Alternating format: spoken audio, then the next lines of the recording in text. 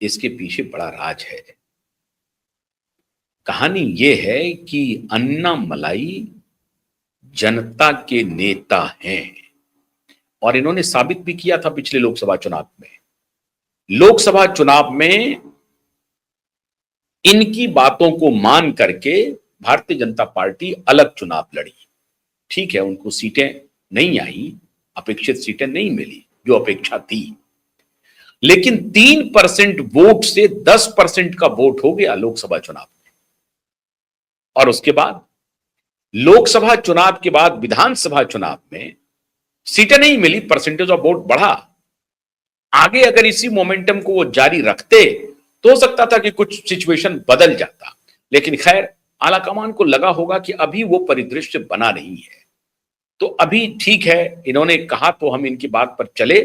Party को सफलता मिली, percentage of vote के हिसाब से सीटें नहीं मिली।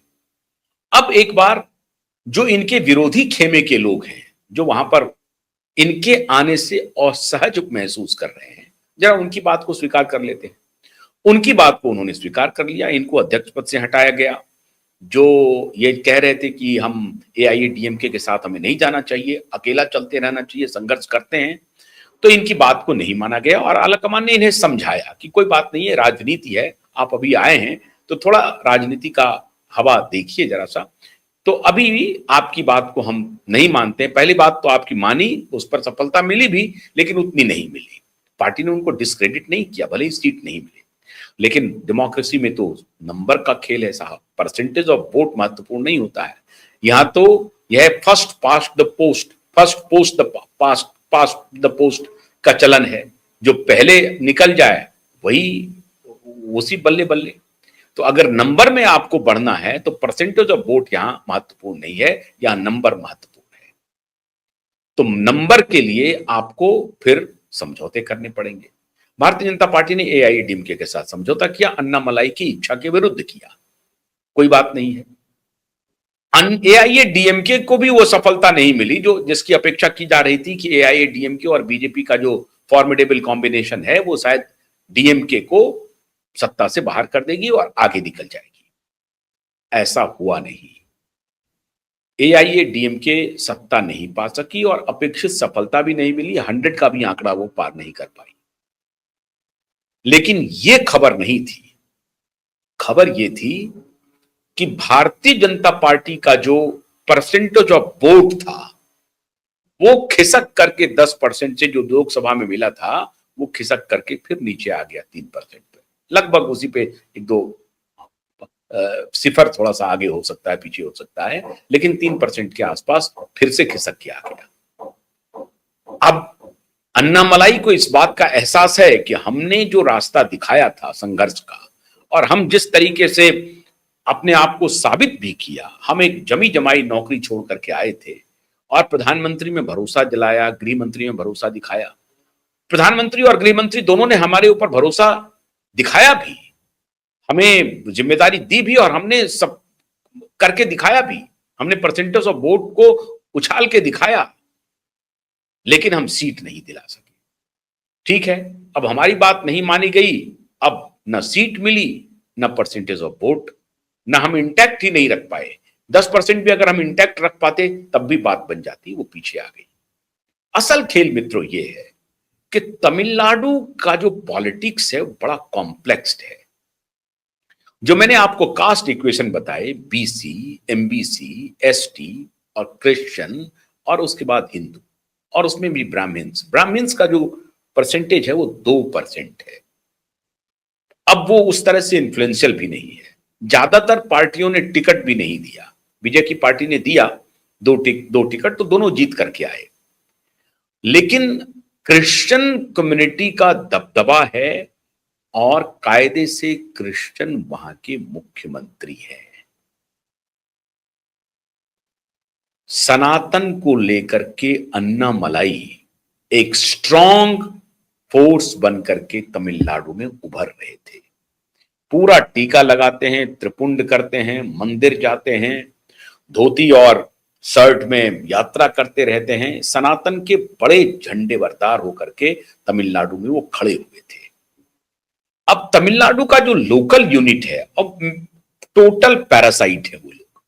लेकिन दिक्कत यह है कि इतने वर्षों से वो लोग लगे हुए हैं, उनको ये गंवारा नहीं है कि एक नौजवान आ जाए, 36 37 40 वर्ष के करीब हो गई है उम्र इनकी, तो अब ये एक नौजवान आ जाए और हमारी पार्टी पर प्रदेश अध्यक्ष बन जाए, उनके कहने पर हमें चलना पड़े, ये उनको गवारा नहीं है।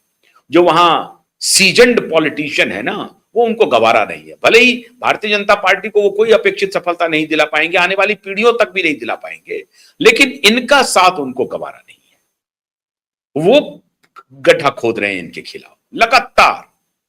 मोदी और शाह को अन्नामलाई से कोई आपत्ति थी ही नहीं, ना ही केंद्रीय नेतृत्व, केंद्रीय स्तर पर किसी अन्य नेता को थी। ये जो लोकल नेता हैं वो उनके खिलाफत में लगे हुए हैं और उनसे इनका इनकी पटरी बैठाना मुश्किल हो रही थी।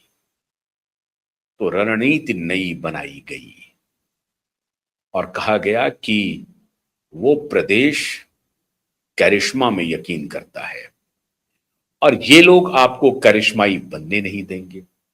हम आपको समर्थन करेंगे, वो पैर खींचेंगे, आपकी राह मुश्किल करेंगे। एक तरीका हो सकता है, आप में दम है, आप में मादा है, आप अपने स्तर से इसकी शुरुआत कीजिए। अब तमिलनाडु में आने वाले दिनों में सनातन का प्रवाह इतिहास में जो अब तक आपने नहीं देखा है, वो प्रवाह आपको सनातन का तमिलनाडु में देखने को मिलेगा। और अगर आप ये सोच रहे हैं कि उत्तर प्रदेश में सनातन का प्रवाह दिखा, पश्चिम बंगाल में सनातन का प्रवाह दिखा, उससे मल्टीफोल्ड प्रवाह आपको तमिलनाडु में देखने को मिलेगा। और इस बार दांव बहुत सटीक चला गया है, पीछे से कांधे पर हाथ है, आगे अन्नामलाई चल रहे हैं। लेकिन मीडिया में सामने से हम दिखेंगे नहीं, हम छिपेंगे भी नहीं, हम दिखेंगे भी नहीं।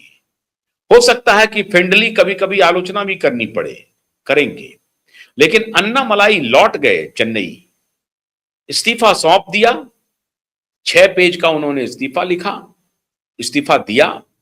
और जब इस्तीफा का पत्र ले रहे थे अमित शाह जी, गृह मंत्री, तो मुस्कुरा रहे थे। कहा कि ठीक है, अच्छी बात है, अब आपने ये पत्र दे दिया है तो मुझे पढ़ना भी पड़ेगा, मैं पढ़ लूंगा, कोई बात नहीं है। लेकिन ये तो समझिए कि फॉर्मेलिटी है। मतलब एक गुरु ने अपने शिष्य को कहा कि आगे बढ़ो और तुम ही तमिलनाडु के भविष्य हो, हम नहीं कुछ कर पा रहे हैं पॉलिटिकली, हम अब संगठन बनाने की कोशिश कर रहे हैं लेकिन हम उसको कामयाब नहीं कर पा रहे हैं, तो तुम आगे बढ़ो और हम तुम्हारे साथ हैं। अमित शाह की पूरी एंट्री तमिलनाडु में हो गई, आप मान के चल लीजिए। और इसलिए श्रीमान विजय जी घबरा रहे हैं। उनको लग रहा है कि अन्नामलाई में वो करिश्मा है, वो रील के हीरो नहीं है, वो रियल हीरो है।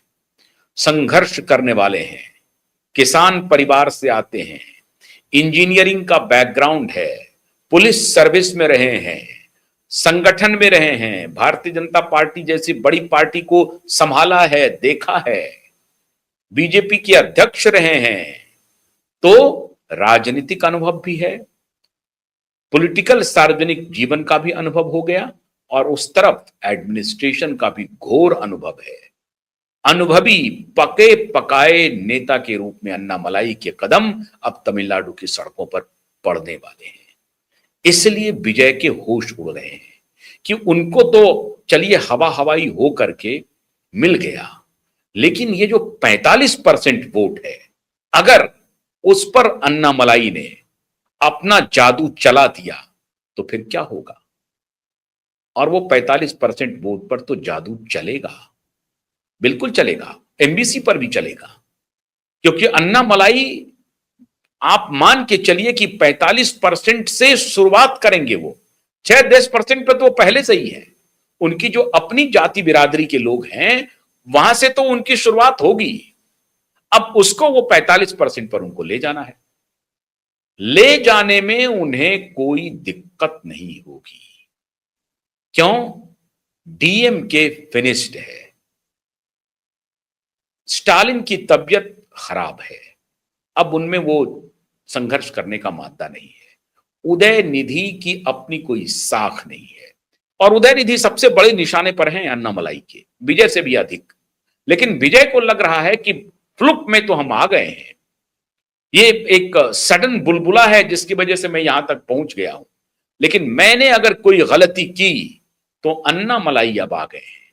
तो अब लड़ाई, अब जो मुकाबला होगा वो अन्नामलाई और विजय में। उदय निधि खत्म, स्टालिन खत्म, एआईडीएमके खत्म, Bharatiya Janata party back bench पे देखेगी। और भारतीय जनता पार्टी अब पूरी तरह से कोशिश करेगी कि अन्नामलाई फोर फ्रंट पर दिखे, और अन्नामलाई ये दिखे कि विजय को पदच्युत अगर कोई नेता कर सकता है तमिलनाडु में, अन्नामलाई कर सकते हैं। और वो सारी सारी जितने गुण हो सकते हैं एक नेता के रूप में, वो सारे गुण अन्नामलाई में मौजूद हैं। आप हैरान हो जाएंगे, अन्नामलाई अकेले एक ऐसे नेता हैं जिसकी फैन फॉलोइंग सिर्फ दक्षिण में नहीं है, उत्तर में भी उनकी फैन फॉलोइंग है। विजय आए हैं लेकिन विजय फैन फॉलोइंग नहीं बना पाए हैं। अन्नामलाई ने फैन फॉलोइंग उत्तर में भी बना ली है। वो रियल सिंघम है, एक ऐसे सिंघम, ऐसे टर्फ पर वो बैटिंग कर रहे थे जिस टर्फ पर बैटिंग करना नामुमकिन था बीजेपी के लिए। नामुमकिन टर्फ पे द्रविडियन पॉलिटिक्स के मांद में घुस करके उनको पहली बार अगर किसी ने चुनौती दिया तो ये अन्नामलाई थे। पेरियार की पॉलिटिक्स को अगर किसी ने चुनौती दिया तो ये अन्नामलाई थे, और अन्नामलाई आंधी बनकर के आए थे। दुर्भाग्यवश सीट में कन्वर्ट नहीं हुआ, और इसीलिए अन्नामलाई ने तय किया है कि हम संघर्ष करेंगे, और अगला 4 वर्ष अगर उन्होंने ठीक से संघर्ष कर लिया तो 29 में कुछ भी हो सकता है। तो 4 वर्ष वैसे भी शांत रहना है, क्या करते? अगर मान लीजिए अन्नामलाई को कैबिनेट में ले आते, मिनिस्टर बन भी जाते, मिनिस्टर बनकर के वो क्या होता? कोई फायदा नहीं होता। बड़ी भूमिका उनके लिए क्या है? पॉलिटिकल संघर्ष, और पीछे मोदी और शाह का हाथ। दूसरे ऑप्शन को अन्नामलाई ने चुन लिया। अन्नामलाई वो व्यक्ति नहीं है कि कैबिनेट मिनिस्टर बन गए और आराम की जिंदगी जी रहे हैं। वो आराम की जिंदगी जी रहे थे, बहुत अच्छे पद पर थे वो कोई कमी नहीं थी, शानदार लाइफ था उनका। जमींदार घराने से थे, पढ़े लिखे थे, इंजीनियर थे, आईपीएस थे, तो उनकी जिंदगी तो बिल्कुल बिल्कुल दुरुस्त चल रही थी। फिर उन्होंने संघर्ष का रास्ता चुना क्यों? इसीलिए उन्होंने कैबिनेट के जो ऑफर थे, जो अंदर की खबर है, उसको उन्होंने ठुकराया और संघर्ष का रास्ता चुना। और इस संघर्ष के रास्ते में मोदी और शाह का साथ हर कदम उनको मिलेगा। और आने वाले दिनों में आप देखेंगे अन्नामलाई हिंदू सनातन के सबसे बड़े पोस्टर बॉय देख अगर बन गए तो कोई अतिशयोक्ति नहीं है। हो सकता है उसमें कुछ तब्दीली भी हो वहां के स्थानीय पॉलिटिक्स को देखते हुए, लेकिन मुझे ऐसा लगता है कि सनातन की बयार को वो और बहाएंगे, रोकेंगे नहीं। तो खेल तो अभी शुरू हुआ है, विजय की परेशानी तो बढ़ने वाली है। बहुत बहुत शुक्रिया, नमस्कार।